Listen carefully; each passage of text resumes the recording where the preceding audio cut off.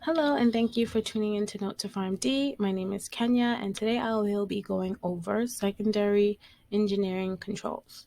So we'll define ISO classifications and identify some of the requirements for temperature, humidity, particle control, air changes per hour, and pressure gradients. So first thing I want to do is define engineering controls, which are devices and air handling systems that provides filtered air to the compounding zone and the surrounding areas. If you refer to the circle here, those surrounding areas would be your buffer zone, or also known as your clean room, and your anteroom. The concept of the clean room is to create clean air to prevent airborne contaminants at rest and during activity. So with respect to the diagram, as you move from an unclassified area to the anteroom, buffer zone, and then compounding zone in the PEC, you are moving from dirty air or non-controlled to clean and then cleanest air in the PEC. So ISO classifications are internal standards that regulates acceptable cleanliness standards in the control area. So the three classifications used in sterile compounding are ISO 5, 7, and 8, 5 being your cleanest and 8 being your dirtiest. So they help determine how clean the controlled area is and should be.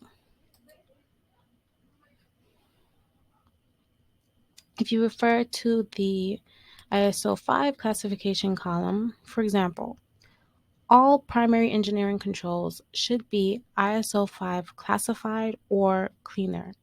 When recertifying the PEC, this means that the engineering control is allowed no more than 3,520 particle counts per cubic meter when a non-viable air sampling is conducted, and no greater than 3 CFUs for the surface sampling, and then no greater than 1 CFU per cubic meter when viable air sampling is conducted. Anything above those values would require actionable measures and a retest of the environmental sampling to make sure the PSCs is within limits prior to resuming compounding. And of course, those limits change based on the ISO classification. If you refer to ISO 7 or 8, you'd see that those limits are actually far greater than ISO 5. Expanding more on recertification, airflow testing such as air changes per hour and pressure differential helps us determine the integrity of the air.